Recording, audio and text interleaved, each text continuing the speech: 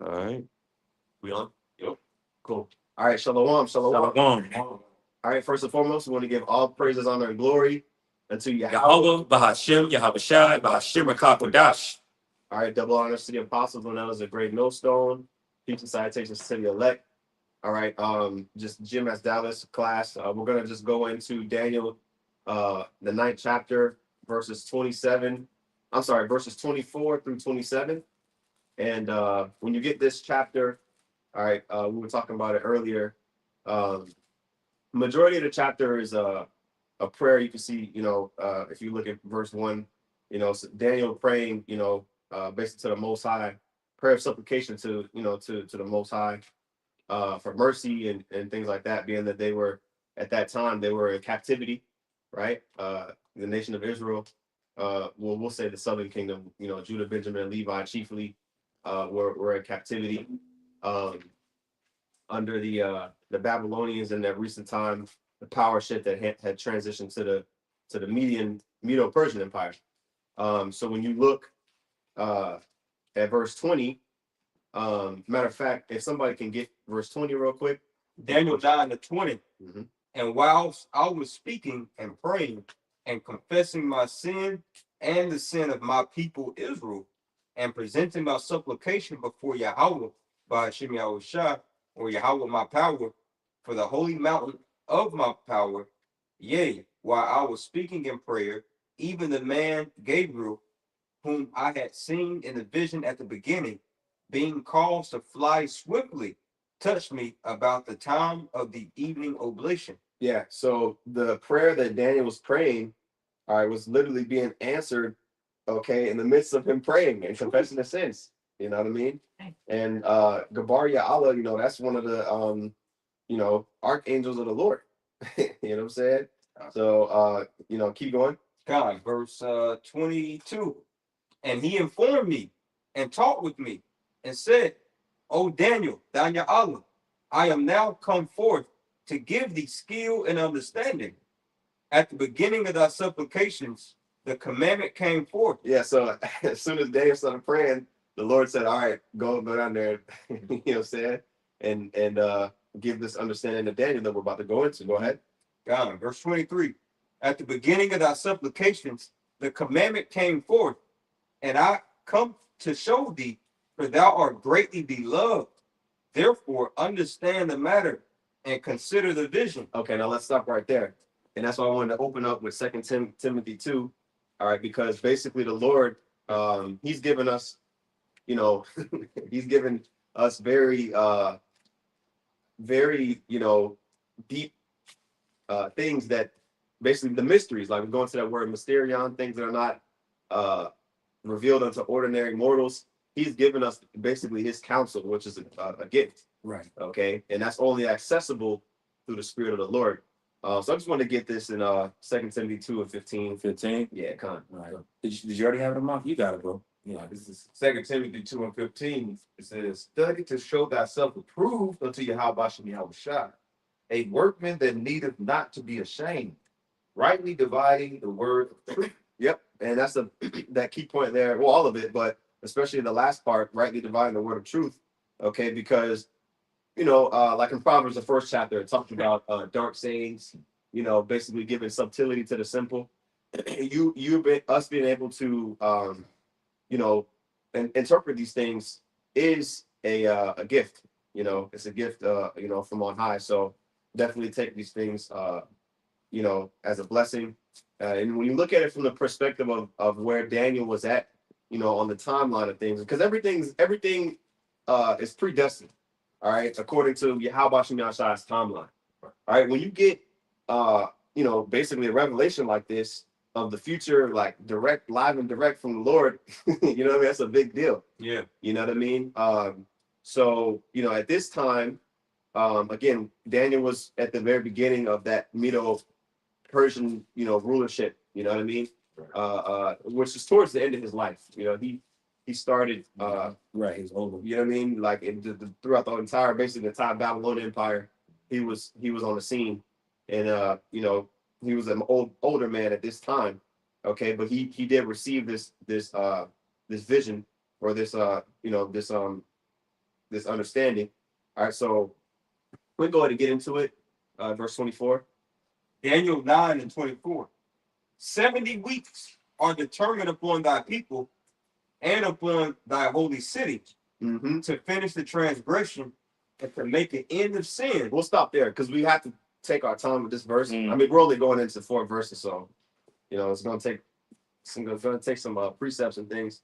But the 70 weeks, okay, when you look at a week, a week is my bad. A week is 7 days, right? So if you think 70 weeks, right, is 7 days, right? 7 times 70. So 7 times 70 is 490, right? 490. Okay. Now, somebody get Baba Shah, that Genesis 29 and 27. And then also we can get that one, Numbers 14 and 34. But you get Genesis first. Genesis 29 and 27. Fulfill her week, and we will give. Actually, go up maybe like, a little bit, like just to give a little context. So just a couple verses and then there. Verse 25. It said, "Then it came to pass that in the morning, behold, it was Leah." Yeah, this is the account, when what was that? Jacob, he was working for Laban. Right. And he basically Laban, he was acting like he was gonna give his daughter Rachel, Mhm. but he actually gave Leah. Mhm. And so by the time that Jacob realized that it was Leah instead of Rachel, he had already dealt with her. You know what I'm saying? So obviously you keep reading. Yeah. Verse 25, it says, "And it came to pass in that morning, behold, it was Leah. And he said unto Laban, What is this thou hast done unto me?" Yeah, Jacob was like, damn, you made me work these 7 years, you know what I'm saying? Just to give me the wrong daughter, Go ahead. He says, "What is this thou hast done to me? Did not I serve thee with thee for Rachel? Wherefore then hast thou beguiled me?" Yeah, go ahead. And Laban said, "It must not be so done in our country to give the younger before the firstborn." Yeah, so he and Leah was older, so his reasoning behind it was that Leah's older, so we're gonna give Leah first, even though that wasn't the agreement that he made. Right. You all right, go ahead. Come, verse 26. And Laban said, "It is not be so done in our country to give the younger before the firstborn. Fulfill her week, and we will give thee also for the service which thou hast served with me yet 7 other years." What's the point? Yep, you see. So what's that? What did Laban mean when he said fulfill her week? Did 7 more years. he said it in the same verse? Yeah, Look at that right there. You know what I mean? So that lets you know that a week and a year can be basically synonymous, is what I'm trying to make. Yeah, it's many examples in the scriptures. What shows you is coded, like even the creation story. Mhm. You know what I'm saying? It says 6 days, but that's really 6,000 years. So, you got to use discernment through the spirit. One, the spirit of the Lord got to be on you, but with that, you'll use discernment to have understanding that it's not talking about a single day. Right. I believe so. Okay, go ahead. This is Ezekiel chapter 4 and verse 6. And the context of this is when the Lord, had the prophet Ezekiel to enact the type of siege that Jerusalem was about to undergo. It says Ezekiel 4 and 6. "And when thou hast accomplished them, lie again on thy right side, and thou shalt bear the iniquity of the house of Judah 40 days. I have appointed thee each day for a year." Mhm. So prophetically speaking, a day is likened unto a year, just like we bring out Revelation 11 chapter all the time, speaking about the 3.5 day period. Right. We understand spiritually that's speaking about 350-year time period. Mhm. Right. And Ezekiel was alluding to the law in Numbers the 24th chapter. I'm sorry, Numbers the 14th chapter. What did you just read? Oh, that was Ezekiel 4 and 6. Yeah. So as far as the week, being a year thing. Did you think you should still get that one? I mean, might as well. Yeah. You know what I'm saying? That's where Ezekiel pretty much got it from. Mhm. This is Numbers chapter 14, verse 34. And it says, "After the number of the days in which ye search the land, even 40 days, each day for a year, shall ye bear your iniquities, even 40 years, and ye shall know my breach of promise." Just as what the brother just brought out. Exactly. Because you know, when you read up, it talks about how the Lord said he was going to have to, you know, wander in the wilderness for 40 years. Okay, so that basically we got the point. You know what I mean? Mhm. Days can be equated into years, and weeks can also be equated unto years as well. Okay, so let's go back to. Did you just read? The number is 1434. Mhm. Let's go back to Daniel 9. yeah, and you know, these are one of the lessons. Of course, you definitely want to take notes. It was the first time, Yeah. you know, getting the breakdown. So yeah, definitely, if you're taking notes, make sure you get that Genesis 29 and 27 in the notes as well. Just to add to your point that you just made, because it's very important, because so-called Christians will bring this verse out and allude it to pretty much the latter days that we're in right now. Mhm. You know, that's their breakdown of this, you know, going into the 7-year tribulation, all of that bull BS. Mhm. You know, so it's important to write this stuff down, Yeah. because the so-called Christian will break this down very wrong. You know, this already took place in prophecy, what brothers are reading right now. You know, Okay, yeah, I'm gonna get this. The elder brought this up. It's a great point. So actually get the word for it was for week, right? Yep. All right, I'll get it real quick. It'll be Shabbat. Mm-hmm. Shabbat. Number Y, yeah.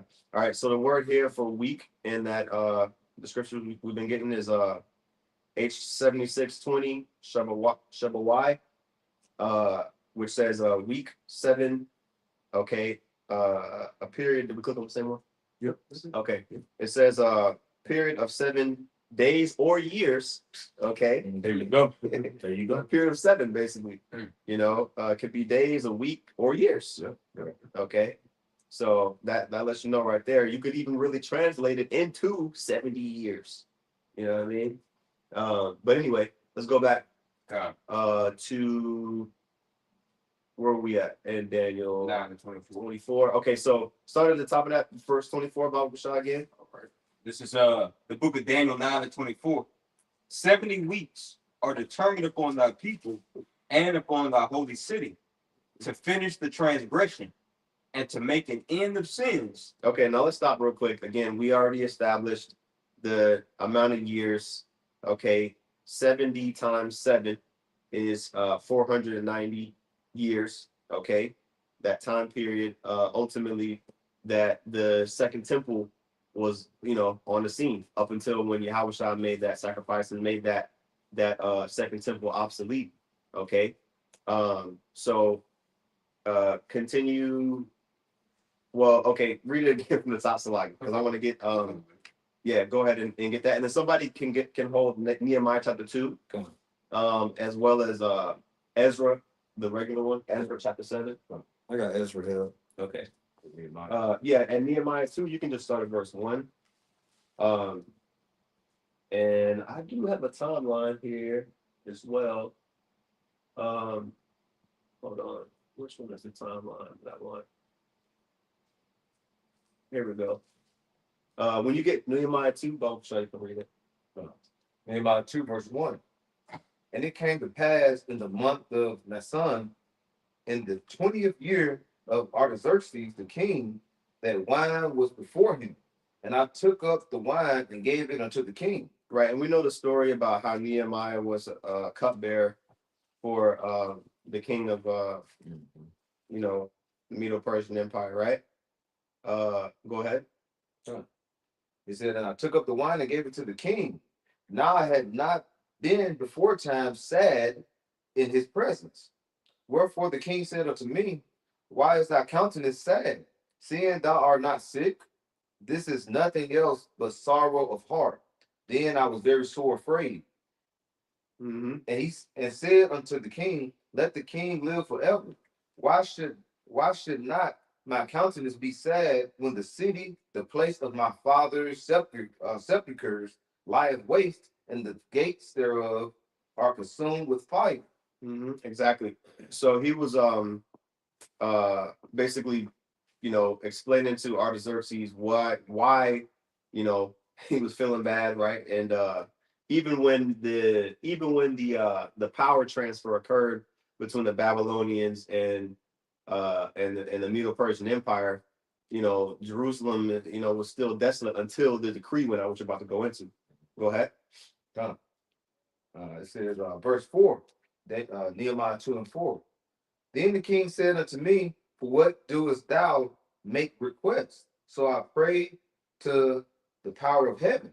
And I said unto the king, if it please the king, and if thy servant have found favor in thy sight, that thou wouldst send me unto Judah, unto the city of my father's sepulchres, that I may build. And ultimately that request was granted. Okay. This timeline that I had loaded is just like not pulling up. Okay, I got it right. I'm gonna just pull it because I'm screen sharing on my computer as well, brothers. But I wanted to get the year, which I believe it was like 440, around 444, when that was completed. Yep. Right. And then you can jump to yeah, exactly. All right, so I got it pulled up right here during Artaxerxes the first. I'm just showing my screen on this timeline. But So brothers that are listening on the other, just pull it up to kind of track it for yourselves. yeah, I now is recording on his computer, so it's showing it for you brothers that are listening live. Just kind of pull it up for yourself to follow along. yeah, and I probably should have got Ezra, chapter 6 and 7 first, because as we know about the history, Darius, Darius, he was the one that actually like allowed, for the temple to start, and then, Cyrus, it was multiple decrees, Cyrus and then Darius, and it took a period of years before Nehemiah came on the scene, and then the walls of the city were actually built up. Okay, because of course, first during Darius and Cyrus, during that time, and when you read in Ezra, which happened almost 100 years before this account that we just read in Nehemiah. That's why I didn't include it in it, because it's really Nehemiah really was this when the walls of the city were built up. Okay, that was after the foundation of the temple was laid. You know what I mean? So that pretty much completed what we're reading here in Daniel 9 and 24, all right, with the beginning of that 70 weeks. Right. You got Joshua and Zerubbabel that pretty much started it, and then Nehemiah and Ezra, they were the prominent figures of the finishing of it. Exactly. So we don't really need to get Ezra because it we kind of passed over it already. For sure. But Nehemiah, you can read about it, the finishing of that, and Artaxerxes, being the contemporary Persian king. Okay, you can read about that in the book of Nehemiah. Okay, where did I want to go from there? Let's read Daniel 2. Verse 24 again. Going back, this is Daniel chapter 9 and 24. 70 weeks are determined upon thy people and upon thy holy city, to finish the transgression, and to make an end of sins, and to make reconciliation for iniquity, and to bring in everlasting righteousness, and to seal up the vision and prophecy, and to anoint the most holy. Right. And when it was the most holy anointed, Yahushua is the anointed, right? He's the Messiah, right? Well, that happened, during his lifetime and during ultimately his crucifixion. Okay, that ended that 70-week period, which is going to expound on more in verse 25. You can keep going. All right, verse 25. Know therefore and understand that from the going forth of the commandment to restore and to build Jerusalem. Okay, let's stop there. Again, the going forth of that commandment was in Nehemiah, all right, chapter 2, okay, which we got here as well. I got a quick precept just going into Messiah what you just said. Mm-hmm. And this is also in Second Ezra, which Ezra was around the time period of 400 and some change BC. Mm-hmm. So this is Second Ezra chapter 7, verse 26. It says, "Behold, the time shall come that these tokens, which I have told thee, shall come to pass, and the bride shall appear, and she coming forth shall be seen, that now was withdrawn from the earth. And whosoever is delivered from the foresight of evil shall see my wonders. For my son Yahushua shall be revealed with those that be with him. And this again is going into the time where Yahushua came on the scene, started gathering Mhm. the disciples, which later became apostles. That you in second Ezra 7? In 28, Okay, go ahead.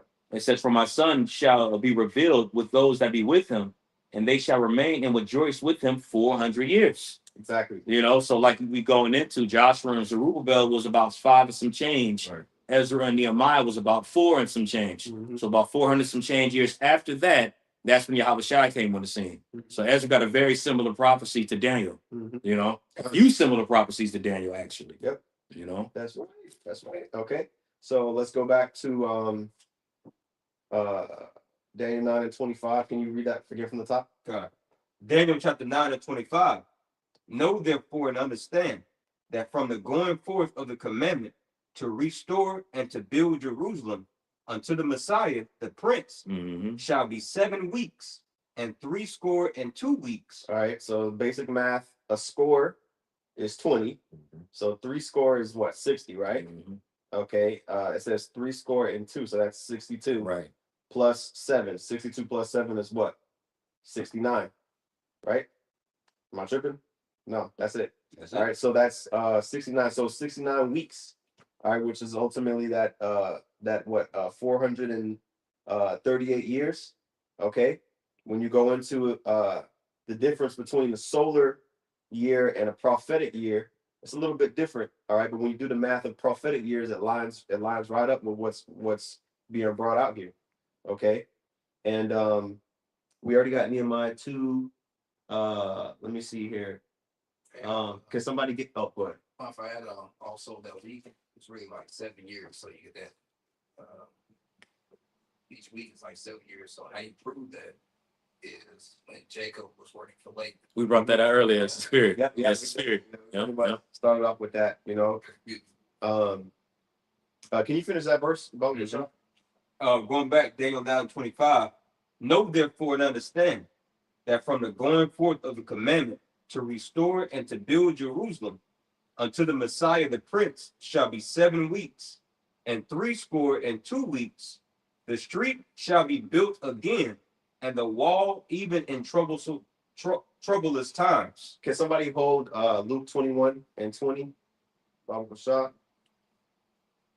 And then also Jeremiah 17 and 1. All right, because immediately, well, very shortly after Yahushua's crucifixion, all right, those troublous times, all right, were right around the corner, all right, which Yahushua prophesied of when he was still alive, when he was on the scene. Okay. Whoever got Luke 21 can get it real quick. Luke 21 and verse 20. Mm-hmm.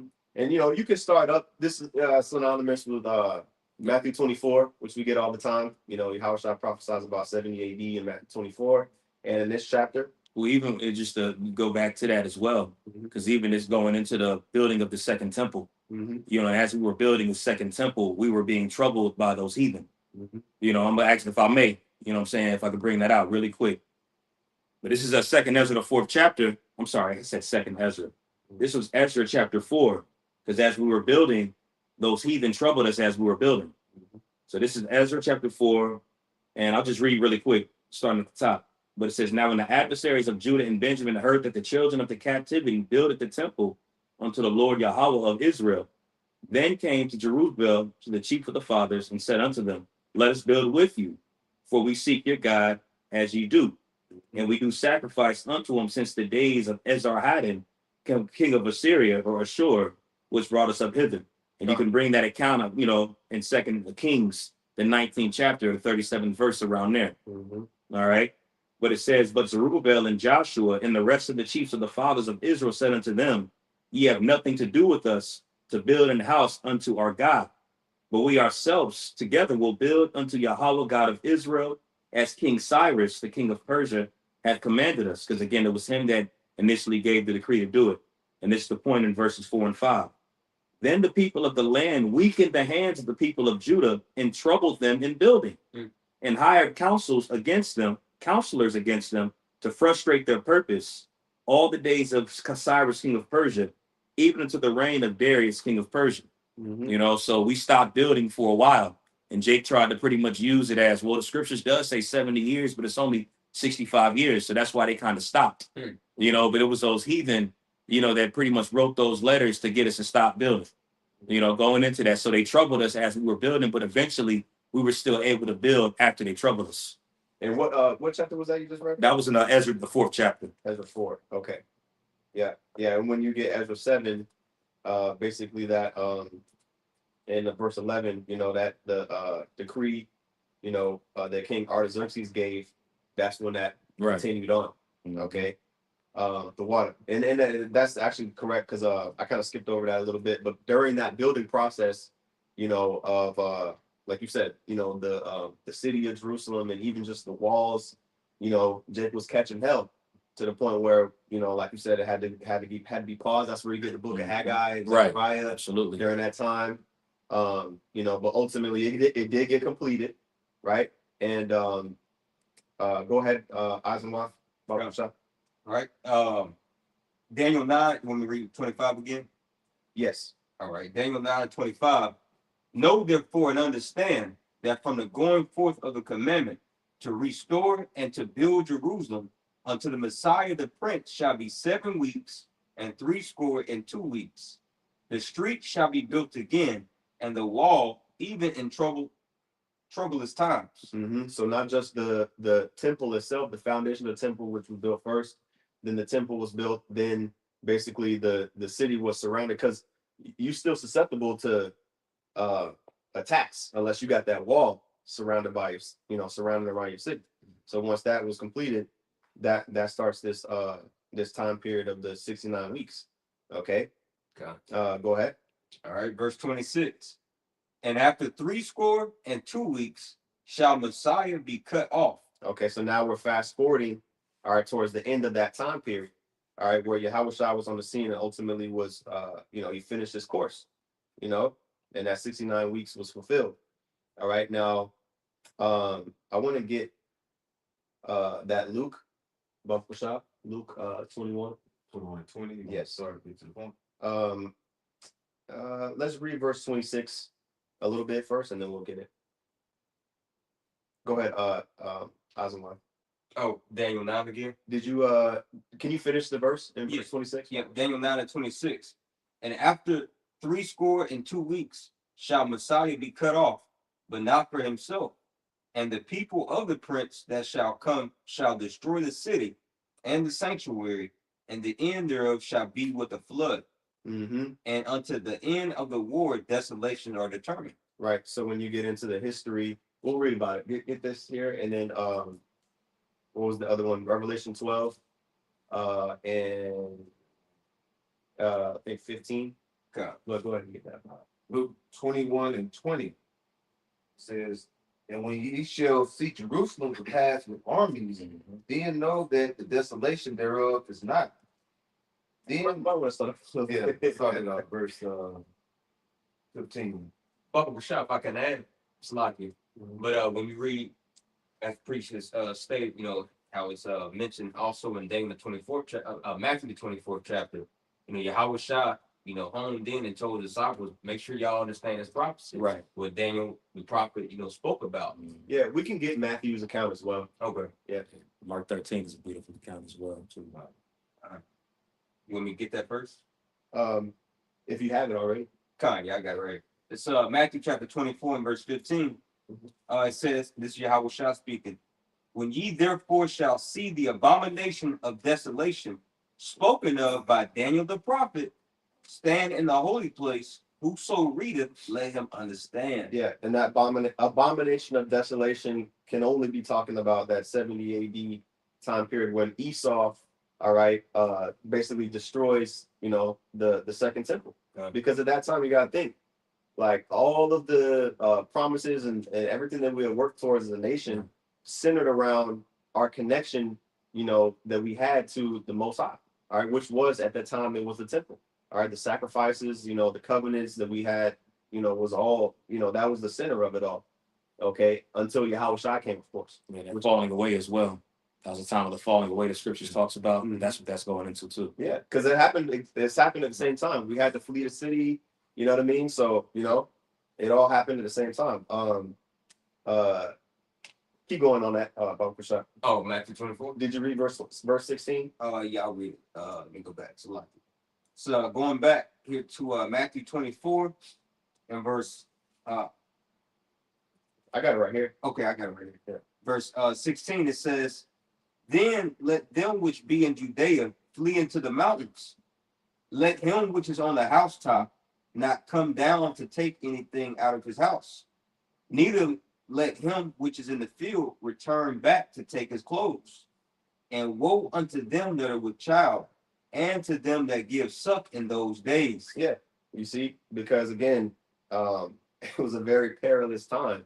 Right. Okay. When you go into the detail, we might get a little bit of details on, the different sieges that the Flavian dynasty did, during that time period. It was some hardcore shit. Like basically they were starving, starving the people out with blockades, like preventing anybody from coming in or going out of the city. So obviously resources became depleted. Cannibalism came into effect too. Cannibalism came into effect. It was a whole lot of stuff. A lot of Jacobs killing their kids. You had the Sicarii that were kind of like a major role within that taking place as well. Mm-hmm. They're being overly zealous, which caused a lot of them and their families to be killed. And a lot of them killed their families off and killed themselves afterwards. That way they weren't subject unto the Roman Empire. Crazy work. And I got that the curse of that Deuteronomy. Bumper shop. We get that. Deuteronomy chapter 28.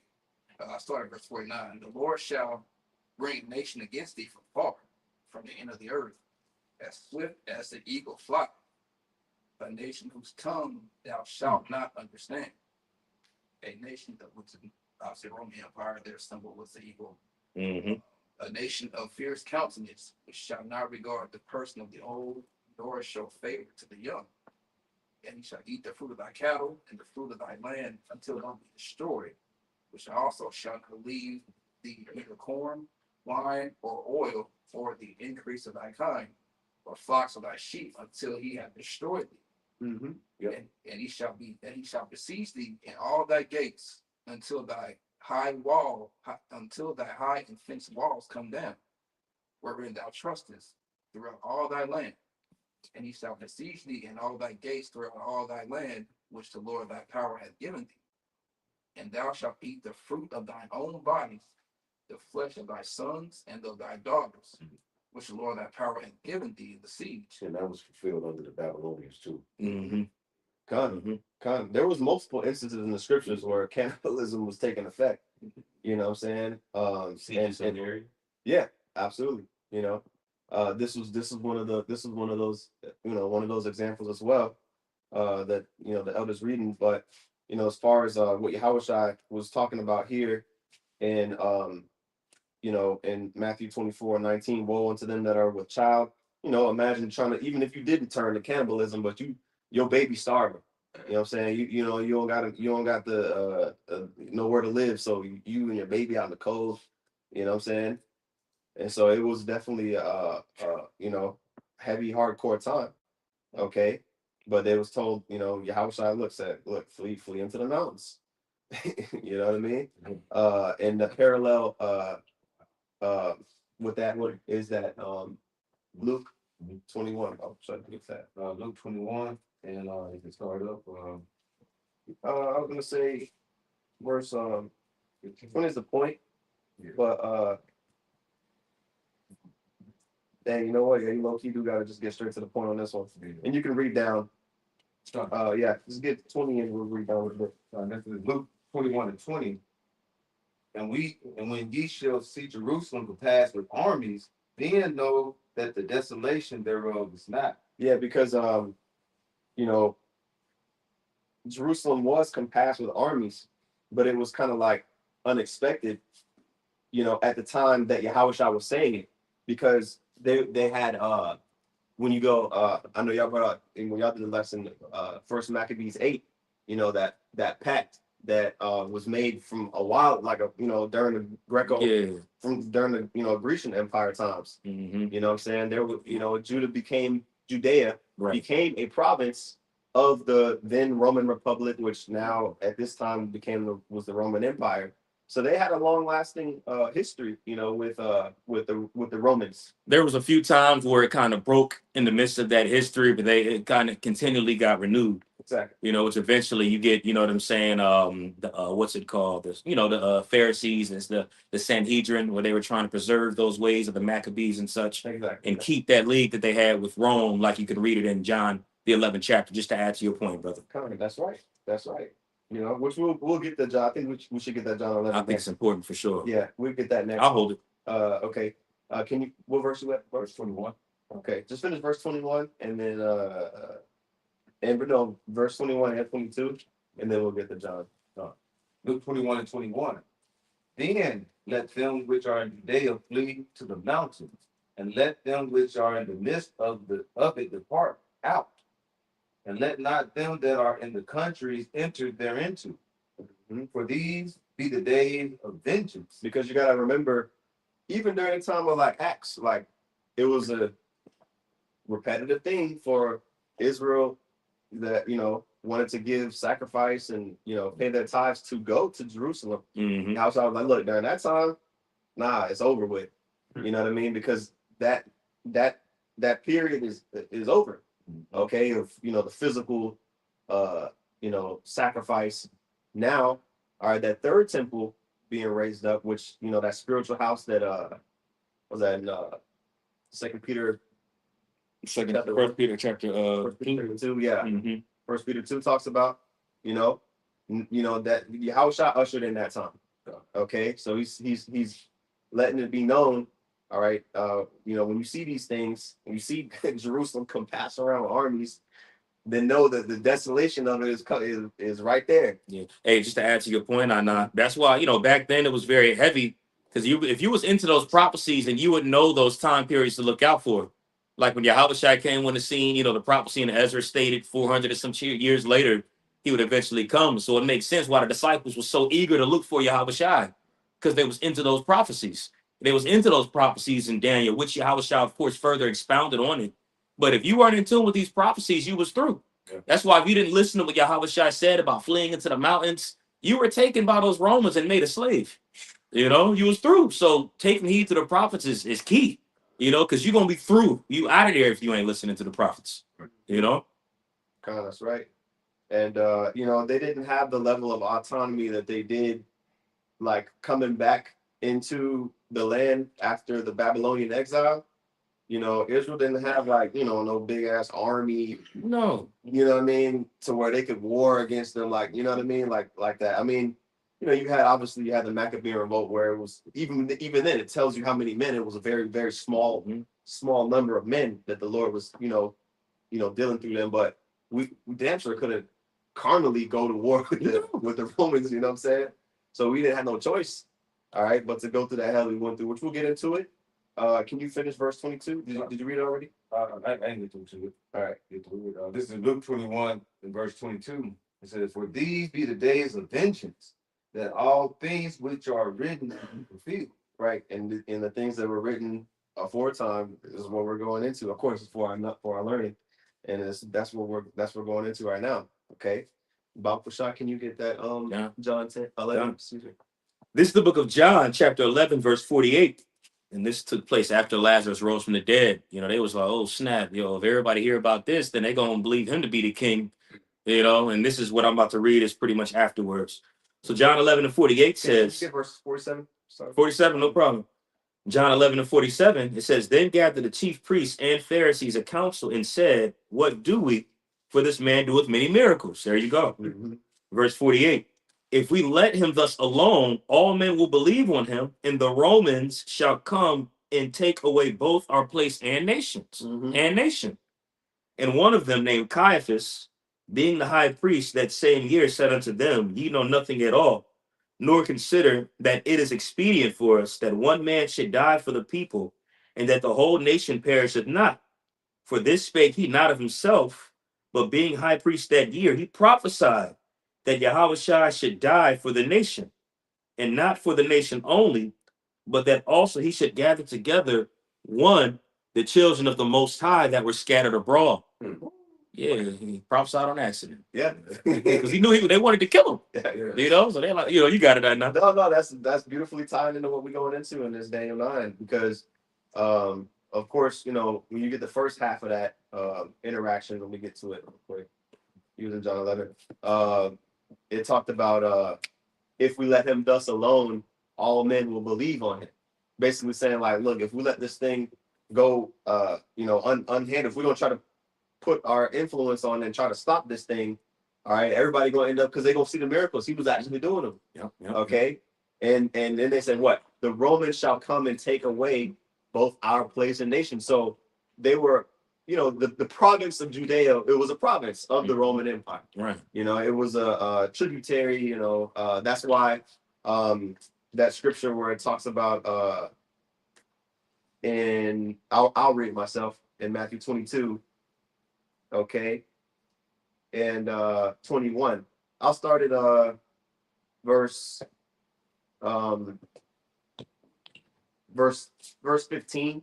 It says, then went the Pharisees and took counsel how they might entangle him in his talk. It says, and they sent out unto him their disciples with the Herodians, saying, Master, we know that thou art true, and teachest the way of the Most High in truth. Neither carest thou for any man, meaning he wasn't a respecter of persons. For thou regardest not the person of men. Right? It says, tell us therefore, what thinkest thou? Is it lawful to give tribute unto Caesar or not? Okay. So what was Yahweh's response to this?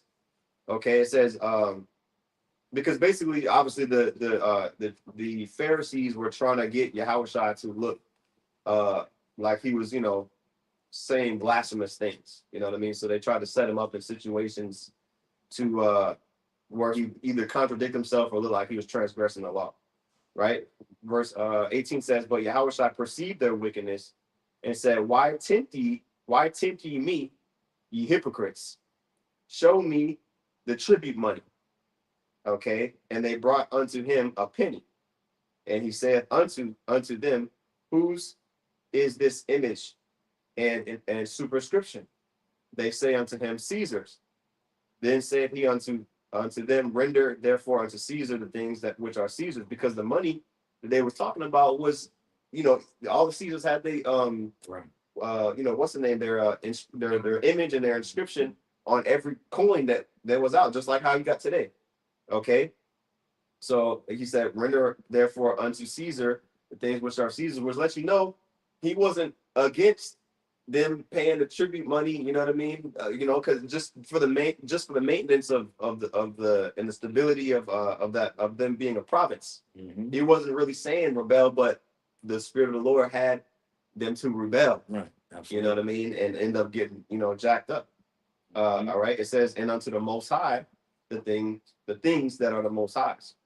Okay. So just a little precept on that. Kind of just to back up to that point, what was read here in John 11, as it said, Caiaphas prophesied. He literally prophesied a true prophecy because that eventually happened. And when it went into how his word was going to be scattered abroad to those scattered abroad, that took place in the time of the Acts, where his fame even went forth, more. And then a little bit after that time, Jerusalem was eventually sieged. You know what I'm saying? So it still happened. That's why it said Caiaphas prophesied about it. They killed Yahushua. His word, as the scripture says in John 9, as the corn is in the soil, it'll duplicate itself. That's exactly what took place, which is where you had the Acts. Jerusalem was eventually sieged still by the Romans, and you have this word being brought out today, which another siege is eventually coming. But Caiaphas prophesied about that because that actually happened, He prophesied about the fall of Jerusalem pretty much. Okay. I'm looking here. Okay. Who was reading? Was that Mark that was reading the oh no, Luke. No, I wanted to go back to Daniel. Okay, yeah. Daniel 9. All right. This is going back here. Daniel 9, and you can read verse 26 again. All right. Of course, you're gonna volunteer to read Daniel. And then we can get that revelation. Daniel 9:26. Again, it says, and after 62 weeks shall Messiah be cut off, but not for himself. And it says, and the people of the prince that shall. I'm sorry, not to cut you off again. Not for himself, of course, he died for the sins of Israel, which we just read in that Daniel, I'm sorry, in that what was that? In that John 11. John. I think it might say it somewhere else as well. I think, does it say it in Acts 5? Acts 5 and 29, starting in 29. Want to get a quick one, really quick, to Yeah. back that up? Go. I said John 9, but it's really John 8, what I meant to quote. Okay. This is John chapter 8, verse 6, because it says not for himself only, but it says John 8 and 6. Hold on, I'm sorry about that. I just thought that was it. John 12. Yeah, John 12, the water. It was John 12. My man, I appreciate that, brother. Yeah, so this is the book of John 12, verse. I'm sorry, nah, you got it, brother. Yeah, no, well, I was gonna get this real quick and while you look for that in Acts 5. Are you want me to get Acts 5? Yeah, you know what I'm talking about? Yeah, You said yeah. 29? Yes. And your verse, bro, is John 12 and 24. Kind for water, for water. It's, Acts 5 and 29. Then Peter and the other apostles answered and said, we ought to obey Yahweh by Shem Shah rather than men. There you go. The God of our fathers raised up Yahweh Shah, whom you slew and hanged on a tree. Him hath the Most High exalted with his right hand to be a prince and a savior, for to give repentance to Israel and forgiveness of sins. Right. So that's going into that the water, brother. To give repentance to Israel, that's going into being cut off, but not for himself. You know, he did it for for Israel's sake, right? And then Shar, you got yours? Yeah, this is John 12 and 24. Mhm. Start at 23. And Yahushua answered them, saying, the hour is come that the Son of Man should be glorified. Mhm. Verily, verily, I say unto you, except a corn of wheat fall into the ground and die, it abideth alone. But if it die, it bringeth forth much fruit. So not only for himself, but for the people. Right. That's right. That's right. Yep. And you gotta cast yourself. You gotta cast off the ways of this flesh. All right, and focus on pleasing the Lord if you want to bear forth fruit. Okay. And that's why it goes on to say, he that loveth his life shall lose it. So we follow in after that same stead. We love not our lives unto the death. Okay. And okay, so after we finish this in Daniel 9 and 26, we'll get Revelation 12 and 15. Daniel 9 and 26 again. And after 62 weeks shall Messiah be cut off, but not for himself. And the people of the prince that shall come shall destroy the city and the sanctuary, and the end thereof shall be with a flood. And unto the end of the war, desolations are determined. Right. So there was a war period, all right, during the Flavian dynasty. Okay. What was the name of that war? I know Apostle Roman said it. Sodom. No, just the Jewish-Roman War. Oh, the Jewish Roman Yeah, War. Okay. So there's the official name for it is you can look it up more. We're just gonna pull it up on Wikipedia real quick. All right, but the Jewish-Roman Wars, reading off of Wikipedia, it says the Jewish-Roman Wars were a series of large-scale revolts by the Judeans against the Roman Empire. Okay, between 66 and 135 AD. All right, it says this conflict was driven by Jewish aspirations to restore the political independence lost when Rome conquered the Hasmonean kingdom and unfolded over 3 major uprisings. So that first major uprising is this is what we're talking about. And that's classified as the first Jewish-Roman War. Okay, so anyway, let's go back to that verse again where it says the people of the prince. That's talking about the Flavian dynasty, those Romans, specifically Vespasian, Titus, and Domitian. All right, they were the ones that were representing the Roman side of the Jewish-Roman War. Do you mind if I add to that real quick? I know as well, because naturally, first and foremost, that prince represents Satan. Right. You know what I'm saying? But it goes to show you that, the Flavian dynasty, those Romans were coming after the working of Satan.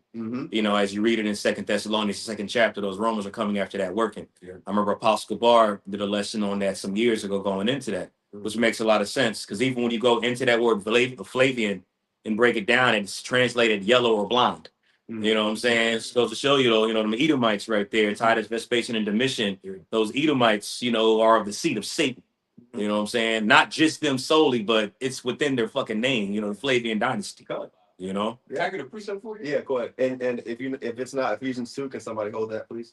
Okay, The next one. God. It's John 14:30. It's Yahweh Shai. He says, hereafter I will not talk much with you, for the prince of this world cometh and have nothing in me. There you go. And when you get this word prince in the Greek, the Thayer's Greek lexicon, it's archon, right?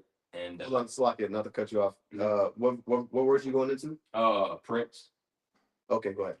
All right. And the Thayer's Greek lexicon, it says a ruler, commander. Let me skip down. It says, here we go.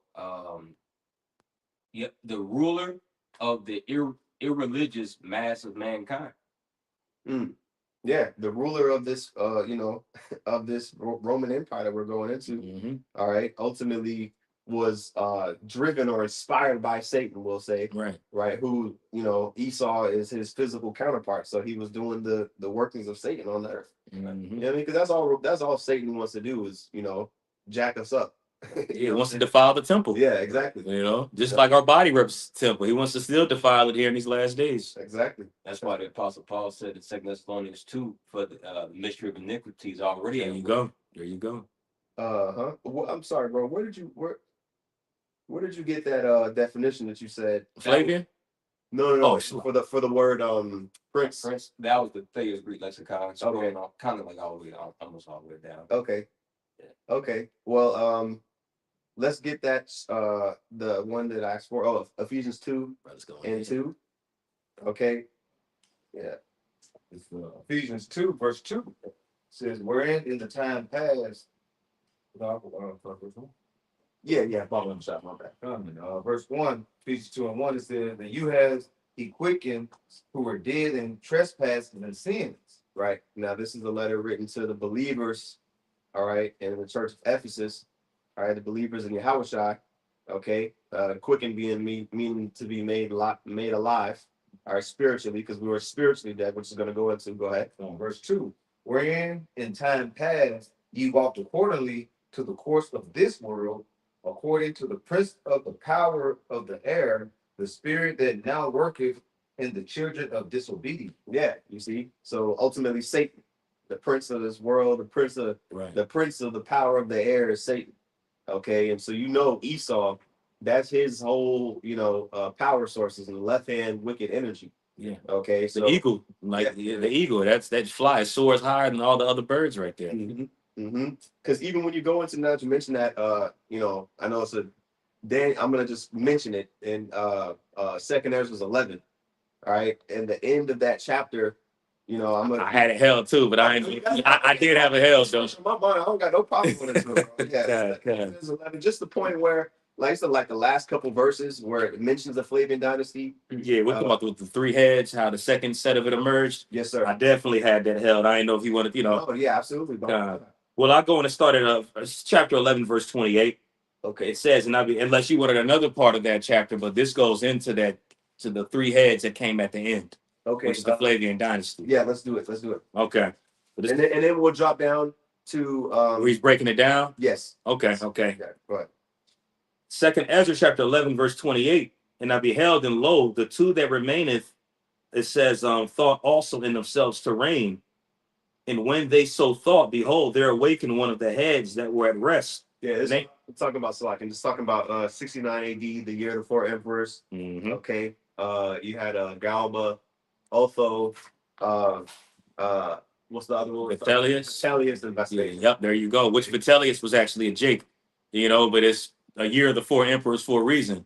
Now, I ain't mentioned like he's a good Jake because you had the 3 good emperors that came later on. But just to add to that point, a lot of Jake don't know Vitellius was actually a Jake. Yeah, and then that 2 that remained is talking about Vitellius and Vespasian. Those are the last 2 of that 4 of that year of the 4 emperors. They're the last 2 left.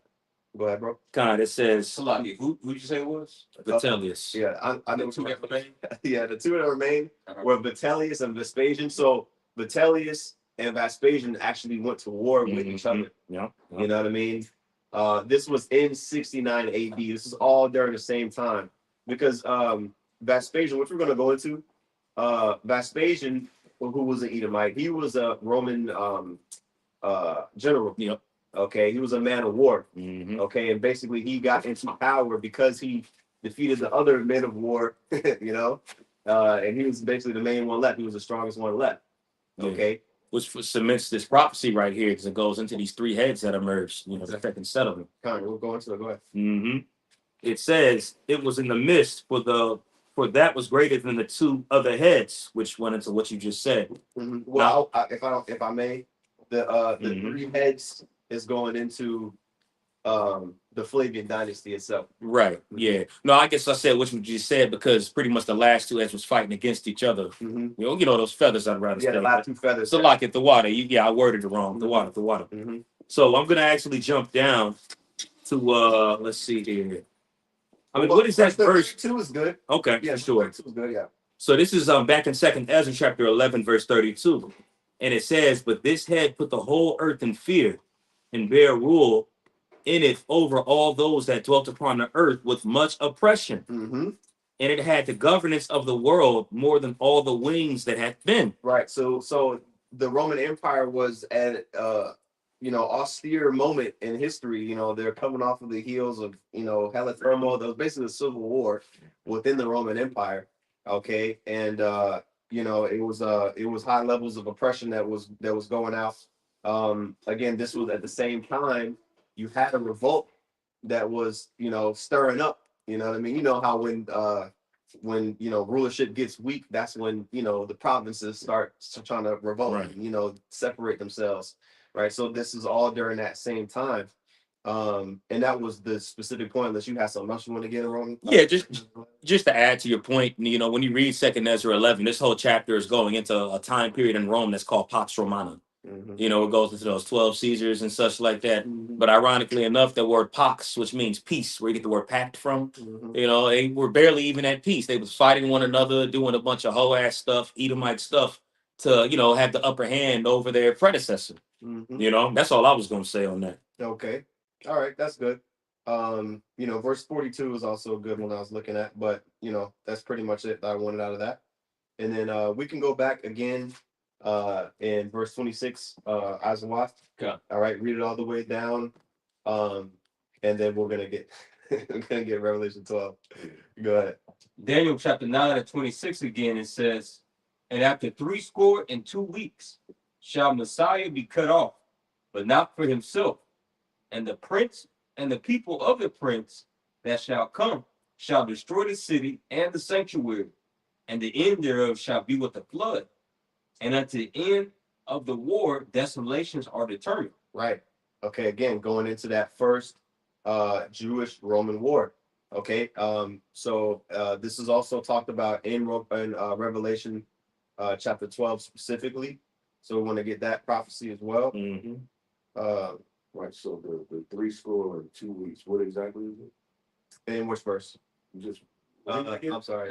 Daniel 9 and 26. And after 62 weeks. what is that? That's basically the time period that Yahushua was on the scene up until he got crucified. Yeah.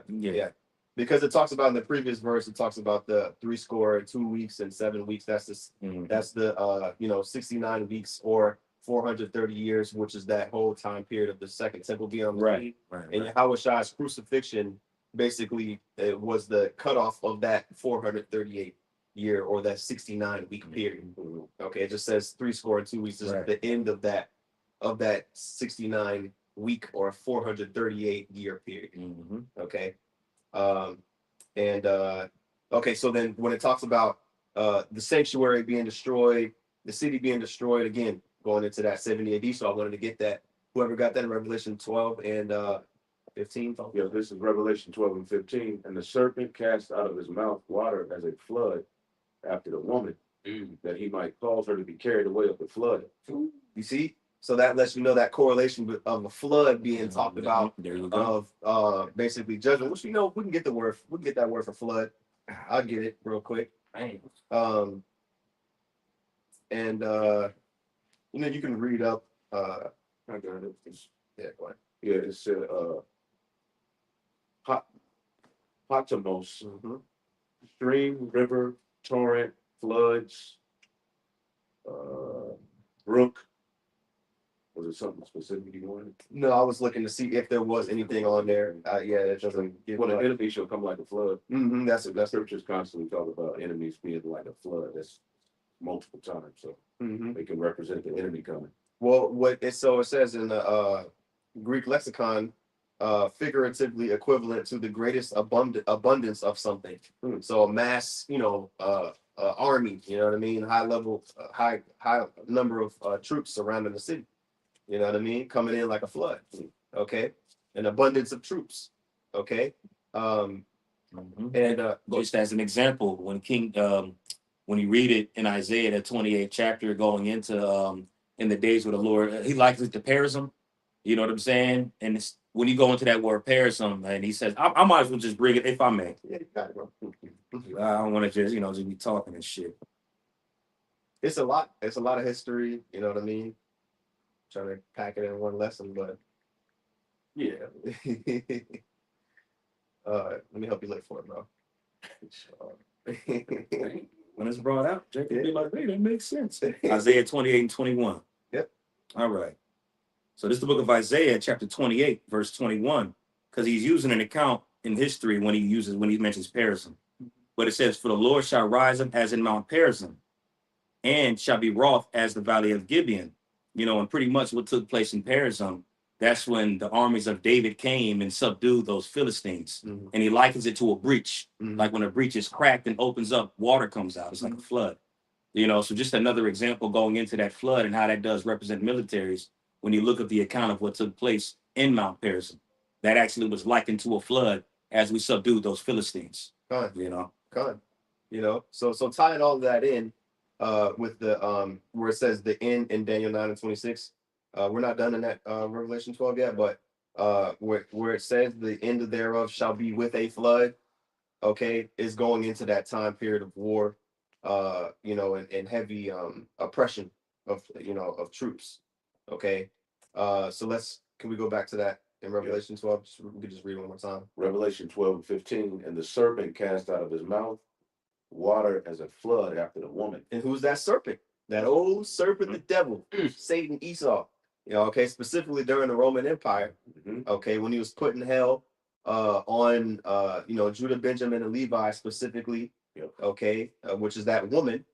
Okay. Yeah, in that very chapter, Salaki, he describes it as a dragon. It's a serpent, it's a dragon, but it said the red dragon, which has 7 heads and 10 horns. And it described it as the kingdom under Herod that would take down, that will try to take the Yahushua out. So it even goes up to that. Yeah, Herod was literally an Edomite historian. So this is talking about Esau. At the end of the day. Yep. So did you finish that verse? It says, and the serpent cast out of his mouth water as a flood after the woman, that he might cause her to be carried away of the flood. Yeah, and that was the point I wanted, that he might cause her to be carried away of the flood to the point where Israel was just utterly taken out, to the point where we didn't have no resting place anymore. You know what I mean? We didn't have no sovereign land mass that we could, say, all right, this is our land where we can live. Basically, we were scattered. We all became Israelite foreigners at this point in history. Okay. Are you following away? Yeah, kind of. Yeah, I got one. Okay, go ahead. Micah 4 and 10. Be in pain and labor to bring forth, O daughter of Zion, like a woman in travail. It's linking back to Revelation 12. It says, for now shalt thou go forth out of the city. And what city is that talking about? Jerusalem. Okay, and this is when it occurred during the time of the 70 AD, the Roman-Jewish war. It says, and thou shalt dwell in the field. Okay, we were scattered to the utmost parts of the earth, the 4 corners of the earth. And thou shalt go even to Babylon, which is where we're at now. There shalt thou be delivered. There shall Yahweh Bashim al-Shah redeem thee from the hand of thy enemies. Just bring that out, because the starting point of that was 70 AD. And now here we are in America, Babylon the Great. That's right. Okay. And I wanted the last verse is 27, so we can broke everything down to verse 26. We can just get the last verse in verse 27. Daniel 9:27, and he shall confirm the covenant with many for 1 week. And in the midst of the week, he shall cause the sacrifice and the oblation to cease.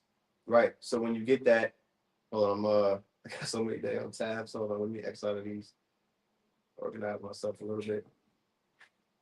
All right. When you get that where it says he shall confirm the covenant with many for 1 week. Okay, basically, us being able to sacrifice, all right, us being able to have that state of existence, all right. It was it was tolerated, all right, up until we ended up getting cut off and infiltrated by the Flavian dynasty. Okay, so this time period of basically 66 AD up until 73 AD, we'll say. Yeah. That's that week, okay, that that time period that we was allowed, basically the very end of us being in the land, all right, before the temple was destroyed, because it says in the midst of the week, which 70 AD, right in between 66 and 73, during the middle of that 7-year time period of the first Jewish-Roman War, all right, Jerusalem specifically was infiltrated, okay, and the second temple was destroyed, okay, but that conflict lasted for 7 years, okay, because you got somebody mentioned that the siege of Masada, that was after the second temple was destroyed, but Jake was still fighting, you know what I mean? So that's what this time period is talking about, that 1 week. So correct me if I'm wrong. So this verse 27, this is ultimately completing the 490-year time period, because before this, it's kind of like verse 26. Yeah, it says It's from the building of the walls until Yahweh Shai. That's 483 years. And then this last verse is that final week. Yep. The last 70. That Okay. last week. Yes, sir. Okay. Yes, sir. Absolutely. And it says, and in the midst of the week, right, from 66 to 73, that was that week, but 70 AD was, we said all the time, During that time. that was in the middle of that. Literally in the middle. You know what I mean? That was when it says he shall cause the sacrifice and the the oblation to cease. Why did it cease? Because even though Yahushua was crucified in 33 AD more or less, right? And he basically made the need of a physical sacrifice, that was transferred into the spiritual sacrifices that we do now. Okay, that actual destruction of the temple didn't happen until a few decades later with 70 AD. Okay, and so that's what it says. That's what it means when it says he shall cause the sacrifice and the oblation to cease. Okay, we read it earlier with what was that in Daniel? We're talking about in the beginning of the top of Daniel 9 in the chapter, around the time of the daily oblation. Well, the oblation was, I think it was the evening oblation. It said twice a day. Sacrifices was constantly being made to the Lord every single day. I got a precept for you. What? Micah 3:12. Therefore shall Zion for your sake be plowed as a field, and Jerusalem shall become heaps, and the mountain of the house as the high places of the forest. And this is the prophet Michael prophesying in 70 AD. Right. Matter of fact, good. Can you get somebody can get Jeremiah 17 as well? That'll be the last precept that I have. Yeah, I got a quick one, real quick, while Jay was putting. I don't know if this verse was brought out in Luke 24 when it was read earlier, but I'll go on and read Luke 21 and verse 24. It says, and they shall fall by the edge of the sword and shall be led away captive into all nations, which is what took place to us. And Jerusalem shall be trodden down of the Gentiles until the time of the Gentiles will be fulfilled.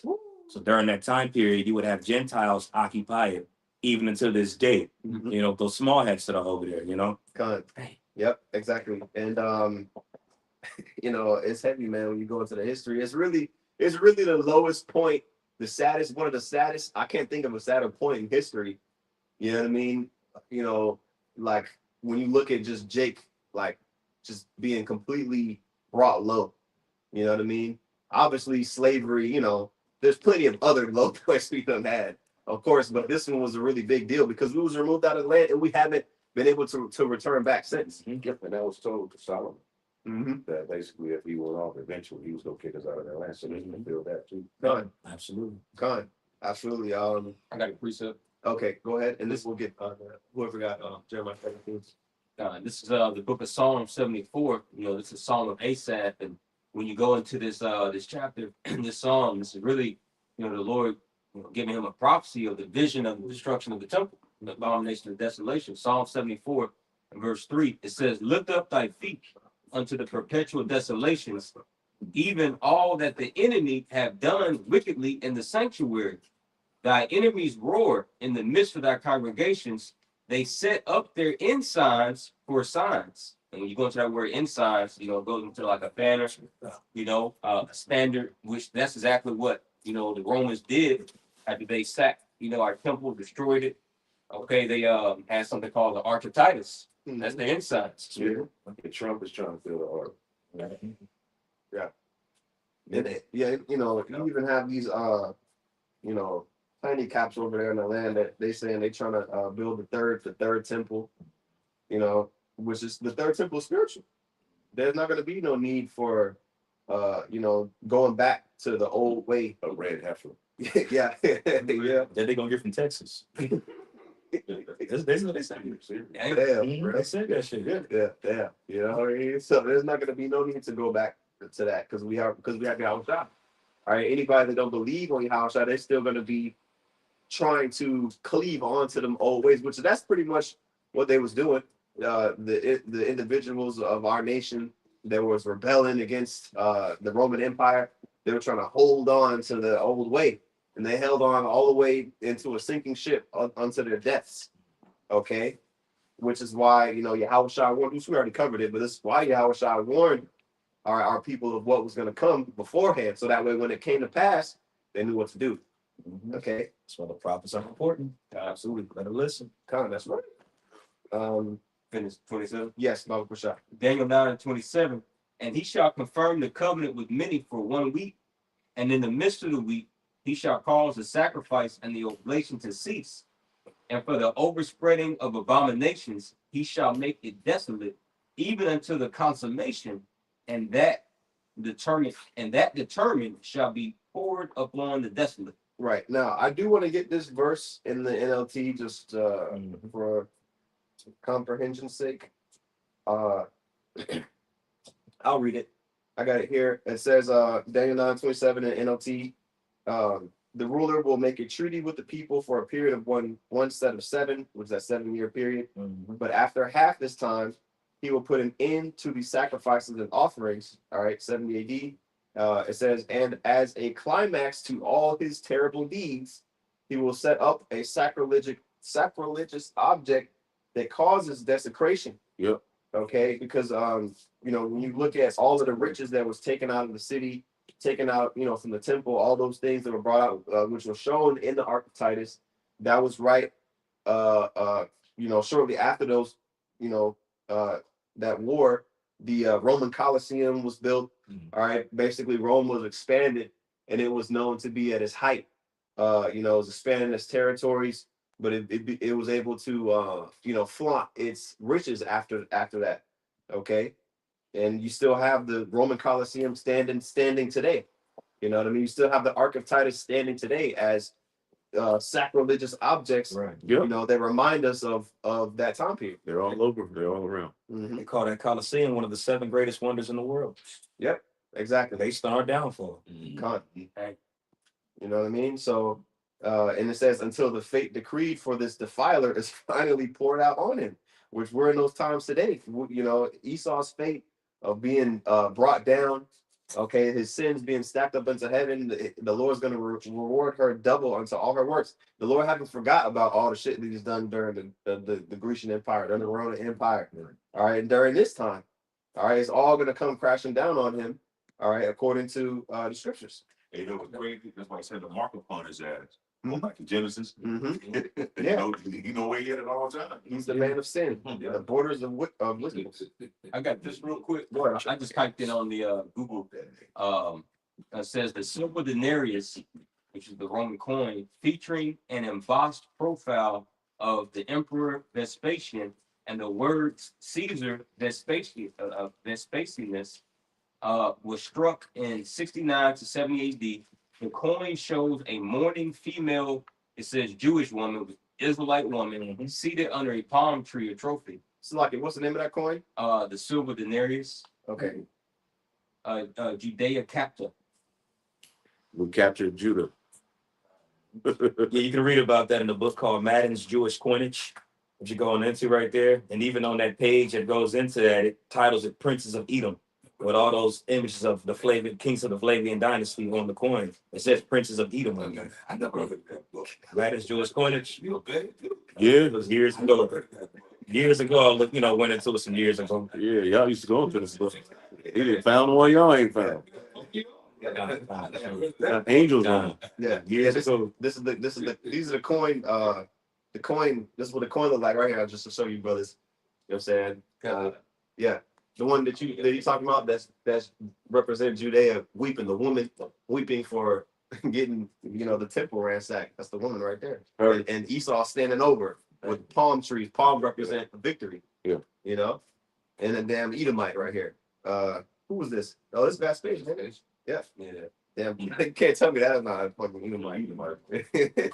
So You might make some coins and stuff. Did y'all ever come to the cloisters, man?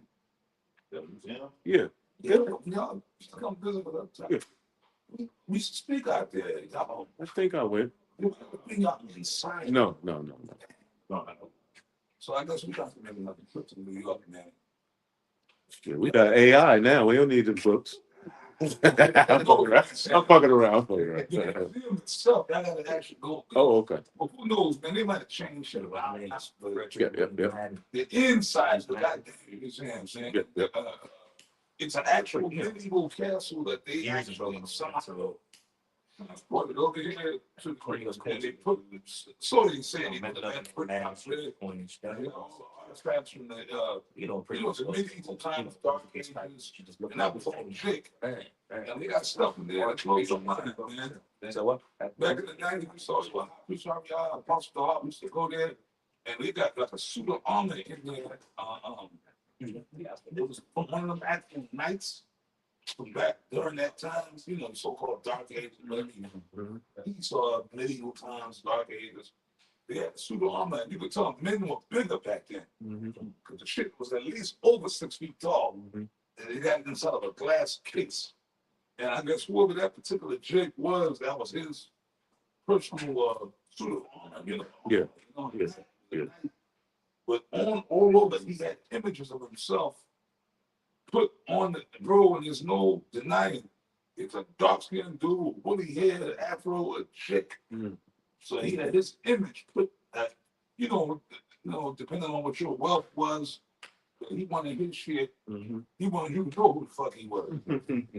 Whoever that chick knight was. You know what I mean? It's right there. It's all up in there. Right. And then they had a thing where you walk, the building is big, like it's like a doorway, right? Like it's like that doorway, but the shit was like, I want to say 8 feet tall.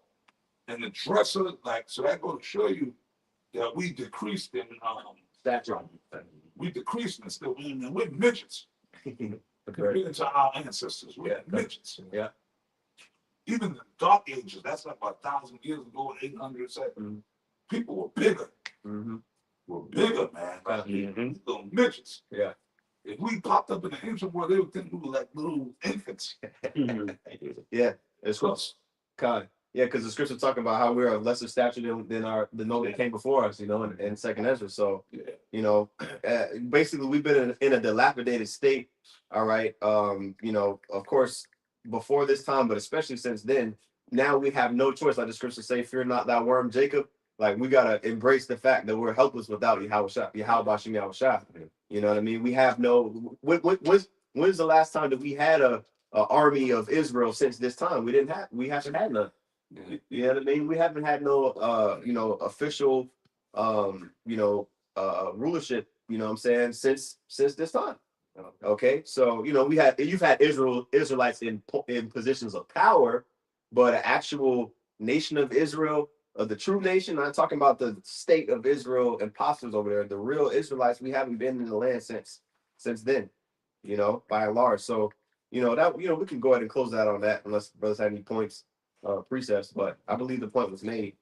You know what I'm saying, on Daniel 9:24. Did you have anything? Oh, just to back up what I said about the book I went into really quick, just so that internet can hear it and brothers can hear it. But it says in Frederick W. Madden's History of the Jewish Coinage and of Money in the Old and New Testament, which was published in 1864, there's a section where he lists princes of Edom or Idumea. The section appears where he is discussing the Herodian and Roman period of Judea. You see, that says Roman and Herodia, which goes into Revelation 12. But yeah, but this is why I just on Chat GPT, but for brothers to kind of look it up, to back up what I said, Okay. Yeah, I got the book here. You said Frederick William Madden, right? Mm-hmm. Yeah, I see it. Okay. Just want to bring a site to it instead of just saying it. Mm-hmm. Con. vocab say that they just mysteriously just disappeared after that. Like, come on, bro. Back in 1864, I was clear understanding on that. Man. God. So hey man, Lord willing, Aparatazah, this is an edifying lesson. Okay, with that, we're gonna give all praises, honor, and glory unto Yahweh, Bahashim, Yahweh Shai, Bahashim, and Kakwadash. Double honors to the apostle, that was a great millstone. Peace and salutations to the elect. Until next time, shalom. Shalom. Thanks.